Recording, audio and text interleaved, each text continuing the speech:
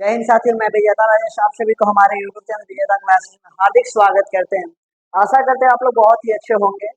जैसे कि हम लोग जान रहे हैं, क्लास 10th का हम लोग एनसीईआरटी थ्रू हम लोग चैप्टर 1 खत्म कर चुके थे, ठीक है।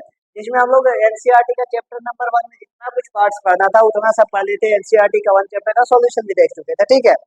अब आती है चैप्टर नंबर 2 जिसका नाम होता है क्या कहते हैं, दो चैप्टर का नाम होता है क्या, अम्ल क्षार एवं लवण। लेकिन यहाँ पे देखने को मिल रहा है हम चैप्टर नंबर 3 की बात करें, ठीक है। अब कारण रहा कि चैप्टर नंबर 2 अभी क्यों नहीं पढ़ा रहे, थोड़ा सा इस चैप्टर को पढ़ने के बाद हम लोग सोच रहे हैं कि चैप्टर नंबर 2 की बात करेंगे जिसमें अम्ल क्षार एवं लवण की बात करेंगे, ठीक है। अब अम्ल क्षार लवण एक प्रकार का चैप्टर है, ये भी बहुत आसान तरीका से पढ़ लिया जाएगा, ठीक है। लेकिन पहले हम सोच रहे हैं कि मेटल एंड नॉन मेटल को दे देते हैं, ठीक है। इसके बाद अम्ल क्षार एवं लवण के बारे में पढ़ लिया जाएगा। इसी कारण सबसे पहले हम लोग क्या पढ़ेंगे, एक चैप्टर के बाद चैप्टर नंबर 3 जो कि आज थर्ड चैप्टर का नाम है मेटल एंड नॉन मेटल, जिसे हम लोग बोलते हैं धातु एवं अधातु, ठीक है।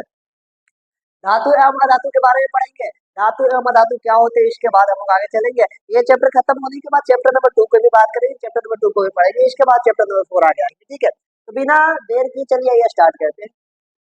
अब थोड़ा सा हम नाम से समझते हैं, चैप्टर नंबर 3 का नाम क्या है, धातु एवं अधातु। अब हमको धातु एवं अधातु के बारे में जैसे ही नाम सुनते हैं तो नाम से पता चल जाता है क्या कि धातु एवं अधातु एक ऐसे ही पदार्थ होते होंगे ना। धातु अधातु मिलकर किसका निर्माण कर रहे होंगे, पदार्थ का निर्माण कर रहे होंगे। ध्यान से देखिएगा, हम लोग पदार्थ पढ़ रहे हैं, ठीक है। अब यहाँ पे चले थोड़ा सा पीछे, तो आप लोग क्लास 9 के चैप्टर नंबर 1 का नाम था पदार्थ, वहां पे पढ़े होंगे। अब पदार्थ क्या होता है, तो पदार्थ के बारे में यहाँ तो पढ़ना नहीं है, लेकिन थोड़ा सा हम लोग चर्चा करें तो पदार्थ क्या होता है। वह सभी वस्तुएं, मतलब कि बोला जाए इस धरातल पर उपस्थित वे सभी वस्तुएं जिनमें क्या होता है, द्रव्यमान होता है तथा वह स्थान घेरती है, उसे हम लोग क्या कहते थे, पदार्थ कहते थे। वैसा क्लास 9 में आपको पढ़ा दिया जाता है। लेकिन कभी ऐसा आपने सोचा क्या कि पदार्थ आखिर मिलकर किससे बना होता है।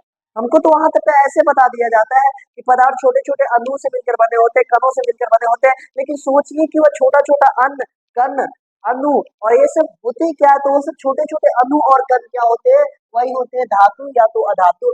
अब धातु और अधातु मिलकर क्या करते हैं, पदार्थ का निर्माण करते हैं। इसी आधार पर क्या होता है, पदार्थ बहुत तरह के होते हैं। कुछ पदार्थ ऐसे होते हैं जो होते हैं धातु होते हैं, जैसे कि लोहा भी एक प्रकार का पदार्थ है, तो लोहा क्या हो जाएगा, धातु हो जाएगा। लेकिन हाँ, लकड़ी की मैं बात करूँ, ये चौक की बात करूँ, तो यह भी एक प्रकार का पदार्थ है, लेकिन यह क्या हो जाएगा, अधातु हो जाएगा, ठीक है।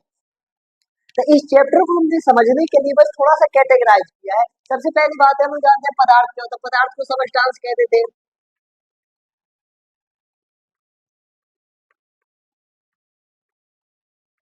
सबस्टांस मतलब पदार्थ, इसे हम लोग मैटर के भी नाम से जानते थे। अब पदार्थ को यदि मैं कैटेगराइज करूं, बांटा जाए, तो इसे दो भागों में बांटा जाता है। एक होता है शुद्ध पदार्थ और एक होता है अशुद्ध पदार्थ। शुद्ध पदार्थ क्या होता है, वैसे जो एक ही प्रकार के परमाणुओं से मिलकर बने होते हैं, वैसे हम क्या कहते हैं, शुद्ध पदार्थ कहते थे। अशुद्ध मतलब कि बहुत सारे पदार्थ मिलकर के, मतलब दो या दो से अधिक पदार्थ आपस में मिलकर के नया पदार्थ का निर्माण करते हैं, उसे हम लोग क्या कहते हैं, अशुद्ध पदार्थ कहते हैं, ठीक है।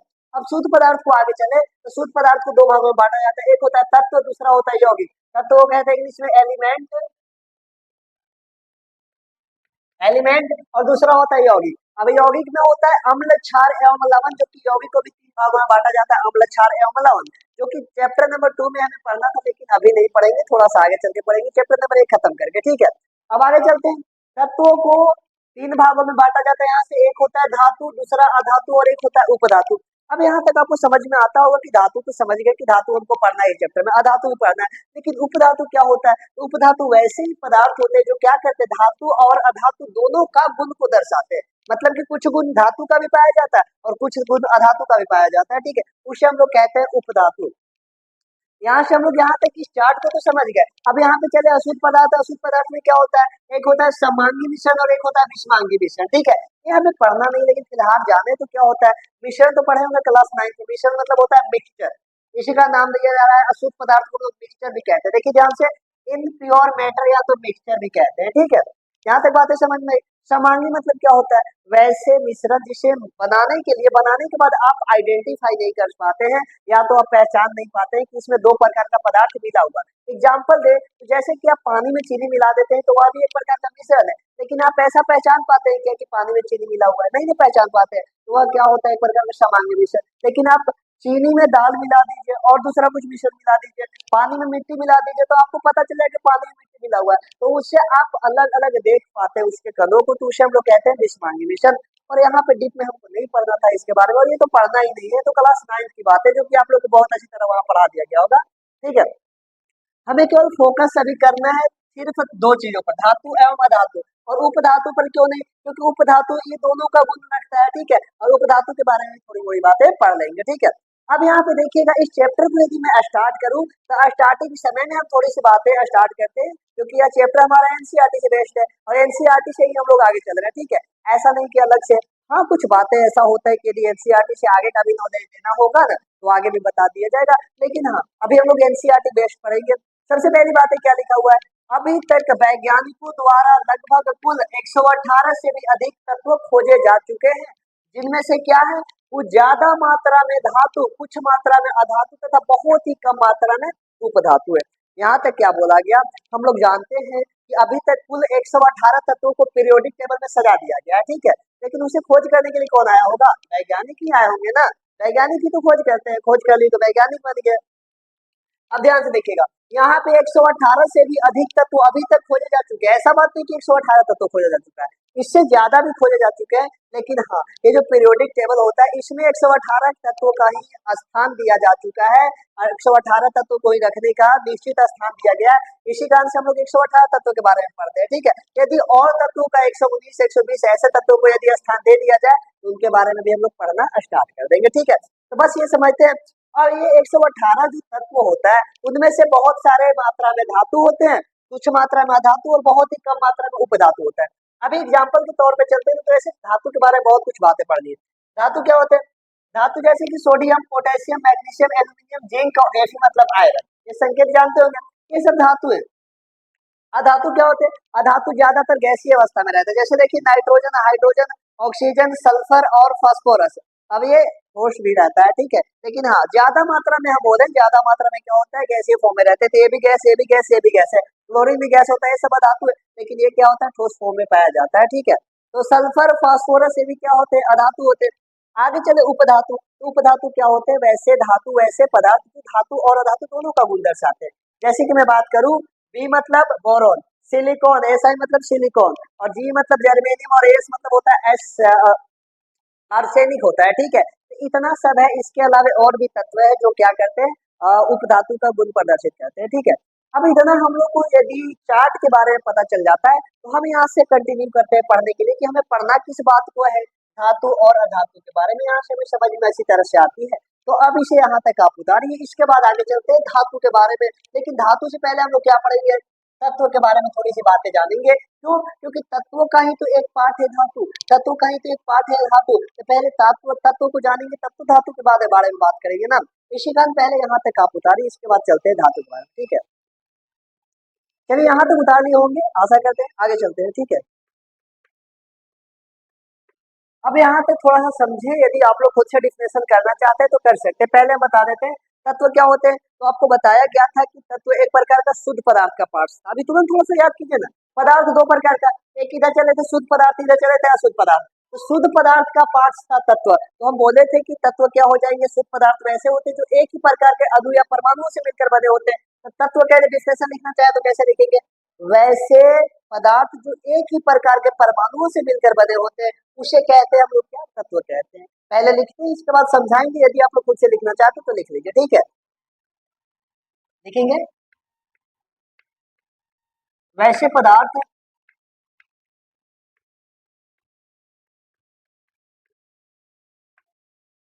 जो एक ही प्रकार के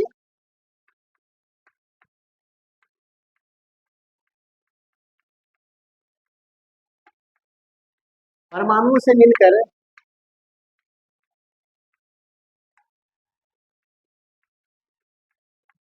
बने होते हैं, उसे हम लोग कहते हैं तत्व। एग्जाम्पल चलते हैं, एग्जाम्पल में जैसे देखें, N2 यानी नाइट्रोजन प्लस नाइट्रोजन से मिलकर बना है। आगे चलते हैं, Cl2 Cl प्लस में Cl। आगे चलते हैं आयरन, तो आयरन का परमाणु बहुत सारा है यहाँ।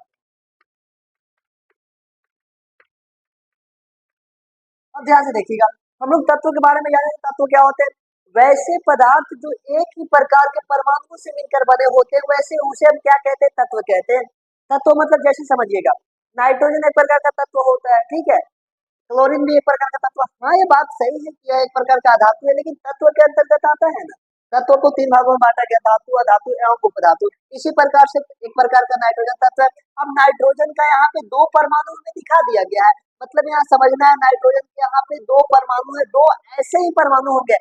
ऐसा बात नहीं होगा कि नाइट्रोजन को बनाने के लिए आयरन का भी परमाणु मिलेगा और नाइट्रोजन का भी परमाणु मिलेगा, ऐसा कभी होगा क्या? नहीं ना होगा। तो वही बात समझना है कि नाइट्रोजन को बनाना है तो नाइट्रोजन को एक ही प्रकार के परमाणु होंगे। यदि लोहा को हमको बनाना है तो लोहा में एक ही प्रकार के परमाणु मिला होगा, मतलब केवल लोहा का ही परमाणु होगा। ऐसा बात नहीं होगी लोहा में सोना का परमाणु आ जाएगा, चांदी का परमाणु आ जाएगा, ऑक्सीजन का परमाणु आ जाएगा, ऐसा तो नहीं होगा। तो वही बोला जा रहा है, वैसे परमाणु जो एक ही प्रकार के, वैसे पदार्थ जो एक ही प्रकार के परमाणुओं से मिलकर बने होते हैं, उसे हम लोग कहते हैं तत्व। अब यहाँ से चले तो तत्व को भी तीन भागों में बांटा जाता है, आपको तो बता दिया गया है। पहला होते हैं क्या, धातु। दूसरे क्या होते हैं, अधातु। तीसरे होते हैं उपधातु। अब ध्यान से देखिएगा, इन सभी को बारे में स्टार्ट किया जाएगा, लेकिन सबसे पहले हम लोग चलते हैं धातु क्या होते हैं। धातु नाम सुनते ही पता चलता है धातु क्या होते हैं, धातु के बारे में हम लोग चर्चा करेंगे। तो सबसे पहला टॉपिक आता है हम लोग का धातु।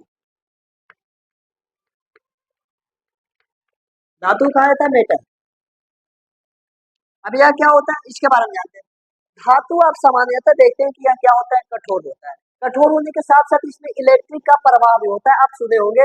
जैसे कि देखिएगा, जो हम लोग मतलब कि तार का प्रयोग किया जाता है, तार का जो ये प्रयोग किया जाता है लाइट का वायर बनाने के लिए, तो वायर क्या होता है, एक प्रकार का धातु का बना होता है। और धातु क्या होते हैं, धातु में करंट तो प्रवाह होता है, उसी को बोला जाता है करंट का प्रवाह होना, अर्थात विद्युत का सुचालक बोला जाता है। और एक नाम सुने होंगे उष्मा का सुचालक। जैसे आपके साथ अभी एक ऐसा कभी तो होगा ना कि आप जैसे कि लोहा यानी कि मतलब बोले तो धातु से बनी हुई वस्तुओं को आप गर्म करते हैं, तो उसका एक सिरा गर्म किया जाता है तो दूसरा सिरा अपने आप गर्म हो जाता है क्या?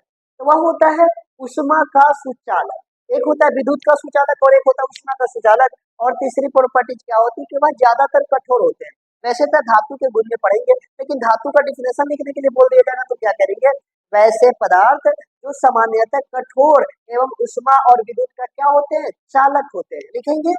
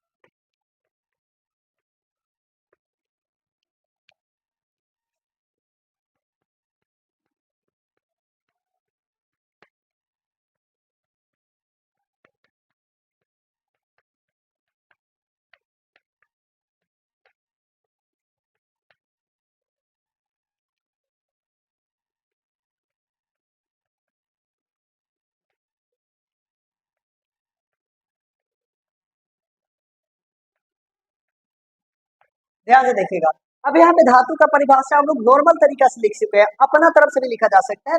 वैसे पदार्थ जो सामान्यतः क्या होते हैं, कठोर होते हैं। कठोर मतलब कि हमेशा आप देखिएगा कि धातु ज्यादा कठोर होते हैं। हाँ, ऐसा कहना सही नहीं होगा कि सभी एक समान कठोर होते हैं, लेकिन धातु हमेशा कठोर होते हैं। एक समान हो या ना हो, लेकिन हमेशा कठोर होता है, ठीक है। और क्या होते हैं, ये विद्युत मतलब इलेक्ट्रिक का सुचालक होता है। सुचालक को एक नाम दिया जाता है, चालक भी कहते हैं या तो सुचालक भी कहते हैं। सुचालक मतलब इसमें विद्युत आसानी से प्रवाह हो जाता है, ठीक है। उष्मा, पहला बोला विद्युत और दूसरा क्या बोले, उष्मा। उष्मा मतलब क्या होता है कि मतलब एक सिरा को गर्म कीजिएगा तो दूसरा सिरा अपने आप क्या हो जाता है, गर्म हो जाता है। उस प्रकृति को हम लोग कहते हैं उष्मा का चालन होना, ठीक है। तो ऐसा धातु में गुण पाया जाता है, न कि अधातु में। अधातु को आप गर्म कीजिएगा तो एक सिरा गर्म होगा, मतलब एक सिरा को आप जलाइएगा तो दूसरा सिरा थोड़ा ना अपने आप जल जाता है, ऐसा कभी होता है क्या? होगा ही नहीं। अधातु में क्या होता है, एक स्थान से दूसरे स्थान तक क्या होता है, इलेक्ट्रिक प्रवाह भी नहीं होता है और ना ही वह कठोर होता है। लकड़ी को देखिए कठोर होता है क्या, अब कहीं तो मजबूत होता है, लेकिन हाँ कम मात्रा में होता है, ठीक है। लेकिन इसके समान तो नहीं ना होता है। इसी कारण धातु का हम लोग यहाँ तक कभी डिफिनेशन लिखे। अब ऐसा होता है कि धातु के बहुत सारे गुण होते हैं, जैसे कि उष्मा का चालन करना, कठोरता होता है, इसका गलनांक और क्वथनांक ज्यादा होता है, तो ये सब अभी समझ में नहीं आ रहा होगा। इसके बहुत सारे गुण होते हैं, ठीक है, तो इन सभी गुणों को हम पढ़ेंगे। और धातु का कुछ अपवाद भी होता है, जैसे कि अपवाद मतलब कि जो धातु का गुण होता है ना, उसको पालन नहीं करता तो उसे हम लोग कहते हैं अपवाद होना, ठीक है, तो उस सब अपवाद को भी पढ़ते हैं। लेकिन पहले यहाँ तक धातु चलते हैं, धातु के बाद अब जानेंगे धातु के गुण क्या होते हैं। और यहाँ तक अब गुण जानेंगे, एक होता है फिजिकल गुण मतलब कि भौतिक गुण होता है, और एक होता है रासायनिक गुण, ठीक है। अभी हम लोग स्टार्ट करेंगे, जस्ट अभी तो ओवरव्यू चल रहा है, ठीक है। धातु के क्या पढ़ेंगे हम लोग आगे, धातु तो जानेंगे, अब जानेंगे धातु के गुण। धातु का गुण दो तरह का होता है, एक होता है भौतिक गुण के बारे में जानेंगे, और एक होता है रासायनिक गुण के बारे में, ठीक है। अब भौतिक और रासायनिक गुण के बारे में थोड़ा सा पढ़े तो क्या होता है, भौतिक गुण मतलब होता है जो कि बाहरी से दिख रहा है, ठीक है, वह रिएक्शन के बाद नहीं है, मतलब अभिक्रिया करने के बाद प्राप्त नहीं हुआ। लेकिन रासायनिक गुण क्या होता है कि जो कि रासायनिक अभिक्रिया करने के बाद प्राप्त होता है ना धातु को, उसे कहते हैं रासायनिक गुण। लेकिन रासायनिक अभिक्रिया के पहले जो गुण होता है बाहर से दिखता है जैसे ही नॉर्मल, उसे कहते हैं धातु के भौतिक गुण। तो पहले यहाँ तक उतारिए, आगे चलते हैं धातु के भौतिक गुण के बारे में, ठीक है। चलिए उतार लिए होंगे।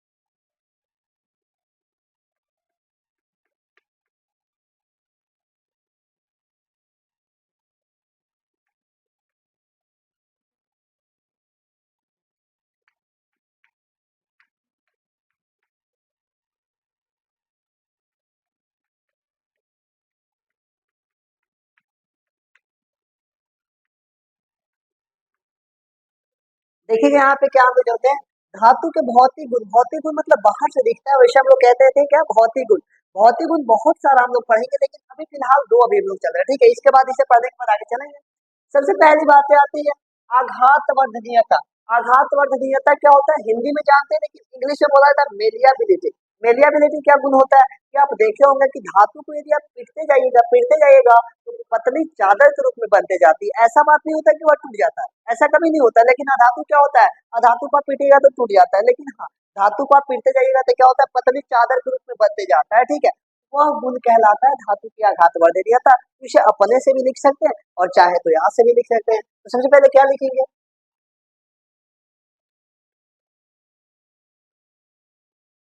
आघात वर्धनीयता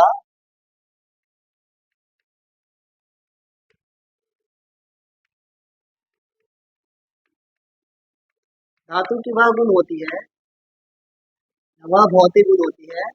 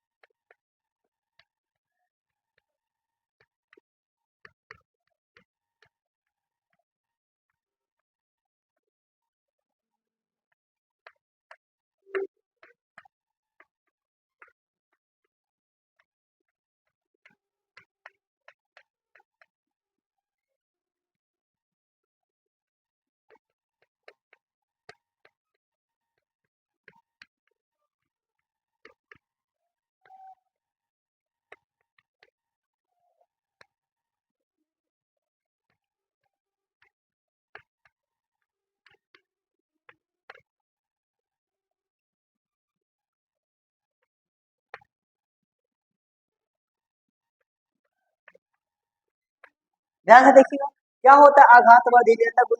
सबसे पहला गुण क्या है, आघात वर्धनीयता। धातु की आघात वर्धनीयता वह गुण होती है इसमें धातु को पीट कर मतलब कि हथौड़ी से पीटे या तो कुर्सी से पीट करके इसमें धातु को चादर के रूप में, पतली से पतली चादर के रूप में क्या किया जाता है, बनाया जाता है। उसे हम लोग कहते हैं धातु की आघात वर्धनीयता गुण। तो ऐसा भी पूछा जाता है क्वेश्चन कि आघात वर्धनीयता गुण में क्या होता है, धातु को पतली चादर के रूप में ढाला जाता है। एग्जाम्पल बहुत सारे, Mg मतलब मैग्नीशियम, Fe मतलब आयरन मतलब लोहा, कॉपर, जिंक, गोल्ड यानी सोना, चांदी, और क्या होता है एल्यूमिनियम। आप जैसे देखे होंगे कि जैसे आप यदि मिठाई की दुकान में जाते हैं, बहुत सारा कभी कभी तो गए होंगे ना, तो मिठाई की दुकान में क्या होता है कि मिठाई के ऊपर या तो आपको गोल्ड कलर का यदि सिल्वर, ये एक चांदी कलर का होता है चमकीला, एक होता है मतलब गोल्ड कलर का, ऐसा आपको कुछ परत लगा हुआ रहता है मिठाई के ऊपर, ठीक है। तो आप थोड़ा सा कभी सोचिए कि उतना पतली परत रहता क्या है, तो वह रियली में गोल्ड और मतलब यदि गोल्ड कलर का रहा तो गोल्ड का होगा, और सिल्वरी कलर का रहा तो सिल्वर कलर का रहता है। तो उस पे चढ़ाया हुआ रहता है, और वह मिठाई आपको क्या रहता है, थोड़ा सा महंगा मिलता है, कॉस्टली मिलता है। तो कभी सोचे कि उतना पतला परत कैसे बनाया गया, बिकॉज वह एक प्रकार का मेटल था, ठीक है। आप कभी शादी विवाह में देखते हैं कि एल्यूमिनियम फॉयल होता है जिसमें हमको नाश्ता मिलता है, समझ में आई बात है, मतलब नाश्ता को पैक किया जाता है, उसे क्या कहते हैं, एल्यूमिनियम फॉयल बोलते हैं, ठीक है। वह इतनी पतली चादर बनाई जाती है तो किसकी होती है, एल्यूमिनियम की होती है। अब बताइए धातु का जब यह गुण नहीं पाया जाता तो उसे इतना पतला चादर के रूप में कैसे बनाया जाता, इतना पतला चादर के रूप में बनाने जाने वाली यह जो गुण होता है ना, इसी गुण को हम लोग कहते हैं आघातवर्धनीयता गुण। अब आगे थोड़ा सा जानेंगे कि ऐसा कौन कौन से धातु होते हैं जो सबसे ज्यादा आघातवर्धनीयता का गुण रखते हैं। तो नोट करके लिखना है, एयु यानी सोना, तथा एजी यानी चांदी सबसे अधिक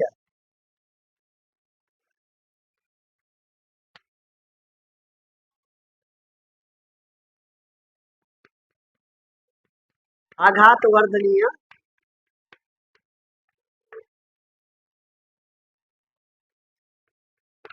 गुण को प्रदर्शित करने वाले धातु है।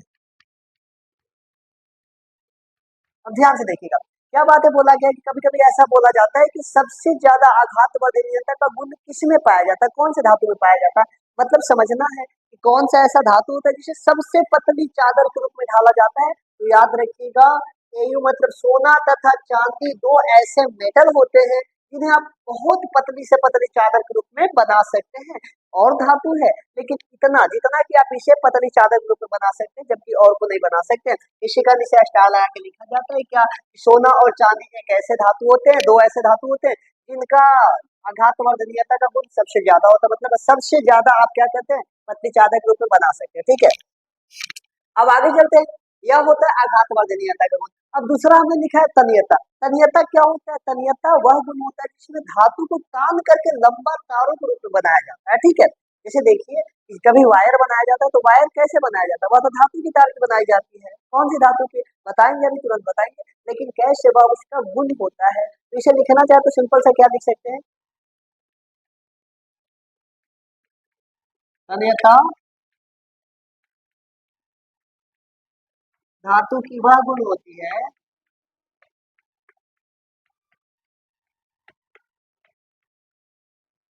जिसमें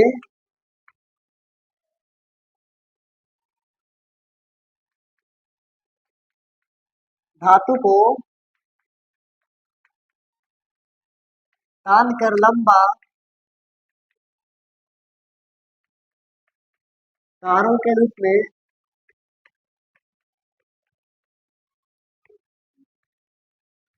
बनाया जाता है।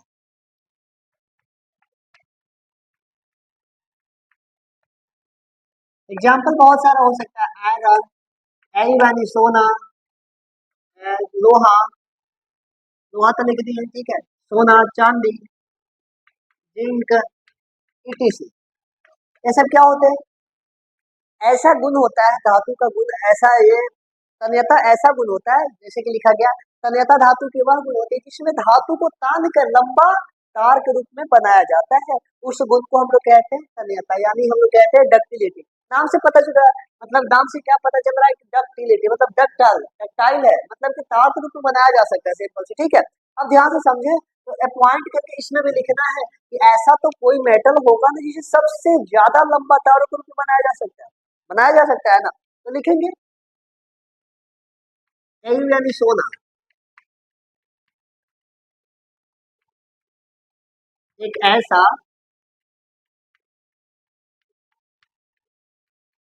धातु है जिसकी 1 ग्राम, ग्राम को लगभग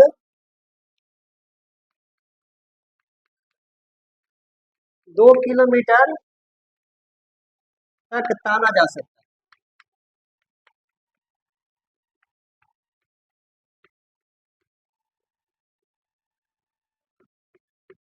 इसी प्रकार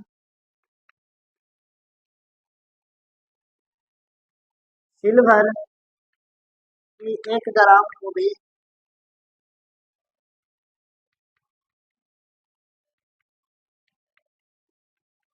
लगभग 2 किलोमीटर तक ताना जा सकता है।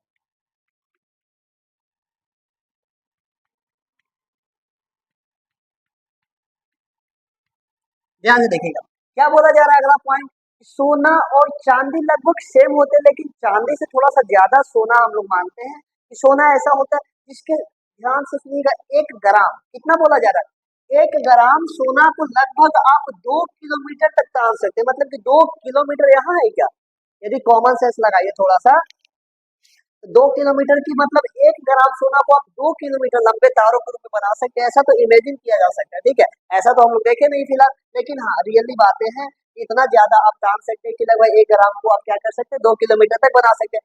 सिमिलरली क्या होता है, इसी प्रकार 1 ग्राम चांदी को भी 2 किलोमीटर के एवरेज में ताना जा सकता है, लेकिन हाँ यह कि मतलब कि चांदी की मैं प्रोबेबिलिटी मानूं तो सोना से थोड़ा सा कम होता है, लेकिन सोना और चांदी दोनों एक समान दर्शाते हैं, इसी कारण सोना और चांदी दोनों के बारे में जाना जाता है, ठीक है।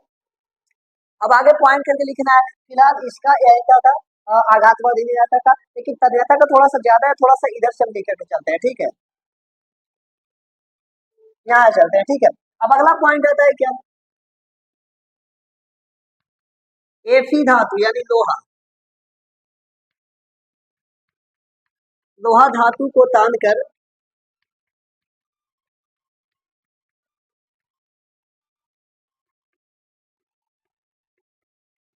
जालियों के रूप में प्रयोग किया जाता है,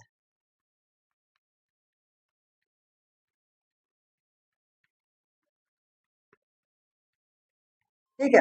आप देखे होंगे कि कभी कभी क्या होता है, खेती बाड़ी मतलब कि जहाँ पे खेती होता है ना, वहां पे रक्षा करने के लिए क्या किया जाता है, धातु की बनी हुई मतलब लोहा से बना हुआ चारों बगल से रक्षा करने के लिए आपको जाली मिलता है, तो वही किसका बना होता है, तो याद रखिएगा लोहा का बना होता है, जो क्या करता है, रक्षा करने के लिए होता है, जैसे कि सुरक्षित रहता है ताकि जानवरों से बचाया जा सकता है, ठीक है। आगे चलते हैं, थोड़ा सा अगला पॉइंट यहाँ से लिखते हैं ना, एमजी धातु का प्रयोग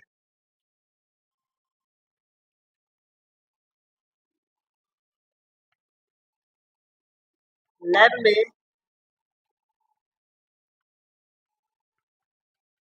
प्रयोग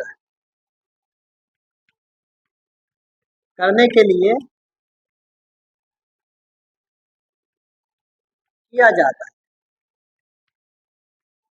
अब ध्यान से समझिएगा, आप यदि चैप्टर नंबर 1 अच्छी तरह से पढ़े होंगे तो वहां पे आपको बताया गया था कि मैग्नीशियम रिबन का चलना, मतलब मैग्नीशियम का लंबा तार के रूप में आता है, मैग्नीशियम एक प्रकार का धातु होता है जो लंबा लंबा तार के रूप में आता है, ठीक है। उसको हम लोग जलाने का प्रयोग करते हैं, कहाँ जलता है, वह लैब में प्रयोग किया जाता है, वैसे तो नॉर्मली इधर भी देखा जा सकता है, लेकिन हाँ कभी एक्सपेरिमेंट करवाया जाता है तो कहाँ पे, लैब में एक्सपेरिमेंट करवाया जाता है, तो वही मैग्नीशियम रिबन का प्रयोग कहाँ किया जाता है, तो प्रयोग किया जाता है लैब में प्रयोग करने के लिए किया जाता है, तो कहाँ, तो मैग्नीशियम धातु का किया जाता है।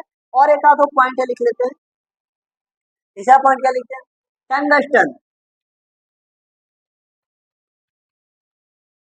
टंगस्टन को कहते हैं वोल्फ्रम, मतलब डब्लू से दर्शाया जाता है, टंगस्टन धातु का प्रयोग बल्ब का फिलामेंट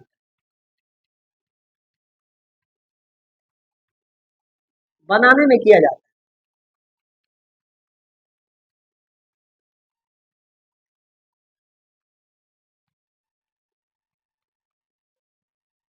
ध्यान से देखिएगा, आप कभी देखे होंगे कि आजकल जो व्हाइट वाला बल्ब आता है ना, इसमें नहीं, लेकिन पहले वाले जो रेड वाला बल्ब आता था ना, 10-15 रुपए के में आता था, उसमें देखते हैं कि आपको ऐसा ऐसा कुछ लबड़ा हुआ तार जैसा मिलता था अंदर था, ठीक है।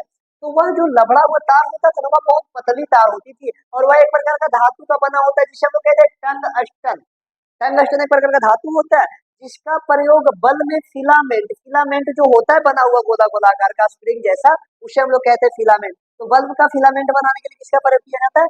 टंगस्टन, अर्थात डब्ल्यू, डब्ल्यू से दर्शाया जाता है, यानी वोल्फ्रम क्या होता है, टंगस्टन का प्रयोग किया जाता है। तो याद रखिएगा कि बल्ब में जो फिलामेंट बनाया जाता है ना, उसमें किस धातु का प्रयोग किया जाता है। बहुत जगह ऐसा क्वेश्चन भी पूछा जाता है, तो याद रखिएगा टंगस्टन, इसको हम लोग स्टार देते हैं। समझ में आई बात है, बिकॉज ये बहुत जगह पूछा जाता है। एक लास्ट पॉइंट, एल्यूमिनियम तथा कॉपर धातु का प्रयोग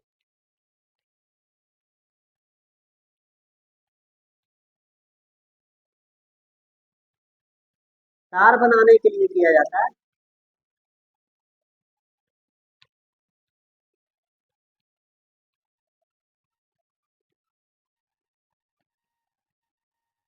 क्योंकि यह सामान्यतः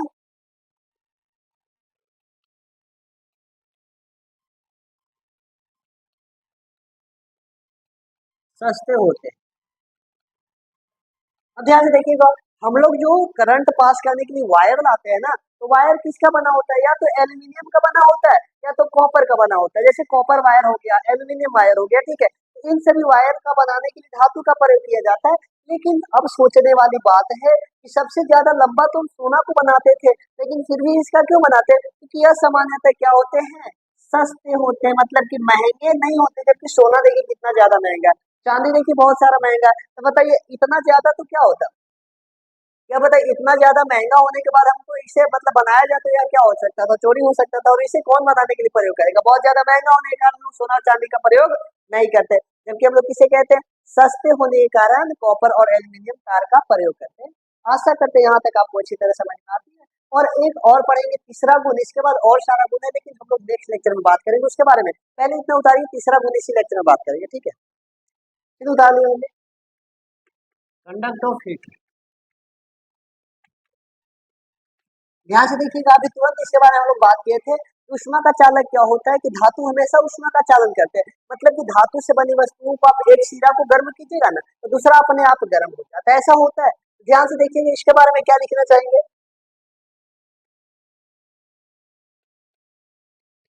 ऊष्मा का चालन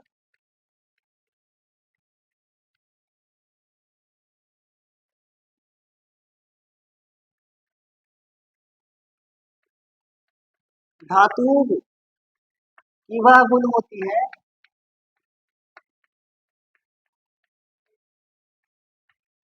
जिसमें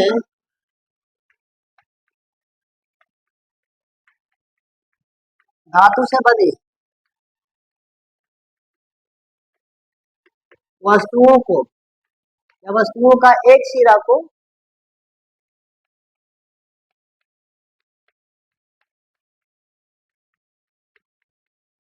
गर्म किया जाता है, तो दूसरा सिरा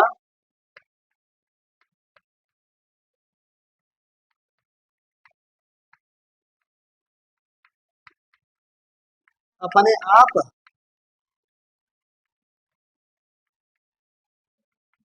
गर्म हो जाती है।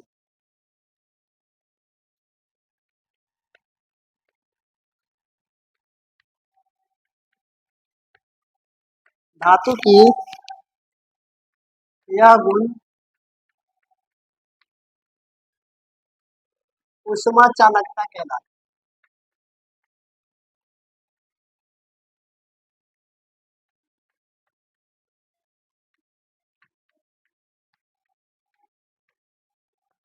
ध्यान से देखिएगा क्या बोला गया ना। अब बहुत सारे एग्जांपल लिख सकते हैं, एग्जांपल में जैसे कि iron, sodium, magnesium, gold, silver, copper, aluminium, etc. ध्यान से देखिएगा क्या बोला जा रहा है ना कि उष्मा का चालन धातुओं का वह गुण होता है जिसमें धातु से बनी हुई वस्तुओं को यदि आप एक सिरा को गर्म करते हैं ना तो दूसरा सिरा अपने आप ऐसा देखने को मिलेगा कि अपने आप गर्म हो जाता है। ठीक है, अपने आप गर्म हो जाना यह गुण क्या कहलाता है? धातुओं का उष्मा का चालकता कहलाता है। ठीक है, और यह जो गुण होता है ना यही गुण को कहते हैं उष्मा चालकता, मतलब कि हीट कंडक्टिविटी कहा जाता है। इंग्लिश में बोला जाता है हीट कंडक्टिविटी। ठीक है, इंग्लिश में क्या लिखेंगे? हीट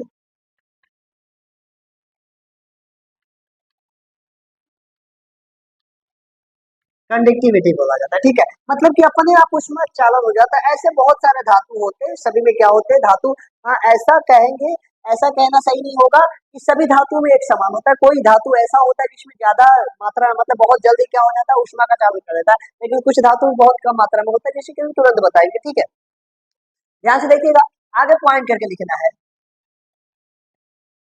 एयू एंड एजी यानी सोना और चांदी दो ऐसे धातु हैं जो उष्मा का चालन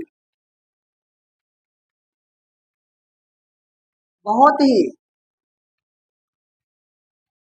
तेजी से करते हैं।